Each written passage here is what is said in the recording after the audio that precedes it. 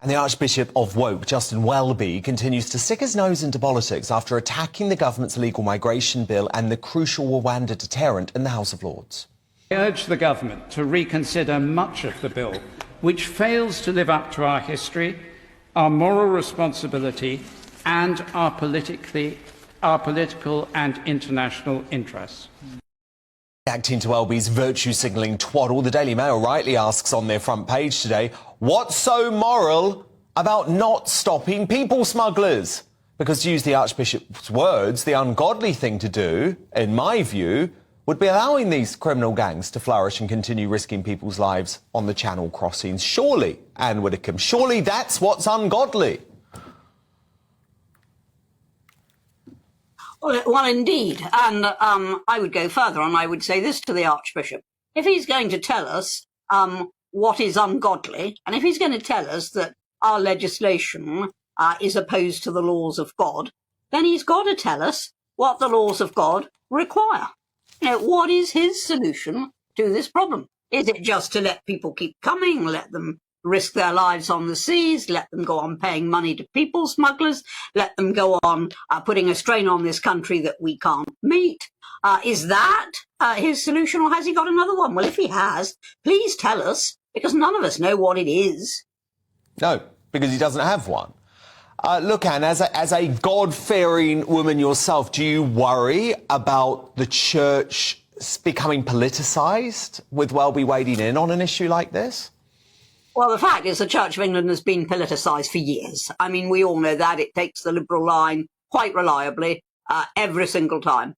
And so there is no very great surprise in this. I do think it's right that the Church should occasionally speak out when it thinks government is doing something wrong. I mean, if you don't believe that, then, you know, the Church shouldn't be speaking out against some terrible regimes that we've had in history. Of course, they should. But they must be selective. And as I say, you know, they must say what we should do. It's no good just telling us what we shouldn't do. That's no good. And I actually don't think that God blesses the people smugglers. And I don't think he blesses people who put others at risk on the seas. I don't think he blesses any of that. And he doesn't bless the lies that a lot of them tell when they arrive here. And they've come from a perfectly safe country, which is France. You know, perhaps the Archbishop would like to lecture France on what it should be doing, because as far as I can see, it's doing absolutely nothing except quietly turning the other cheek. Well, indeed. You know, No criticism of France, which is allowing the people smuggling gangs to thrive, which is not doing anything to actually stop these people getting into the boats in the first place. But of course, no, don't criticise France, just criticise our government that's actually doing something to try and stop the boats. I mean, I don't think they're doing enough, Anne, as you know. But it makes me really angry that people always equate stopping the boats with being inhumane. It is the reverse.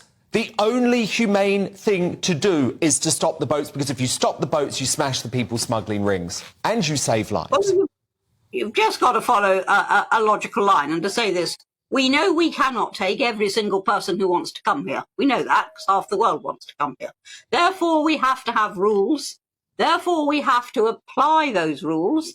And to be fair, we've got to make sure that everybody is governed by the same rules. And therefore, people come here from a safe country, and if people come here without a real claim to asylum, they're just economic migrants, then according to those rules, they should be sent back or sent to Rwanda or sent to some safe third country, wherever it might be. That is the rule. What is wrong, Archbishop, with applying the rules fairly and consistently? Very well said, Anne Widdecombe. I hope he's listening. I fear he's not. We will speak next week.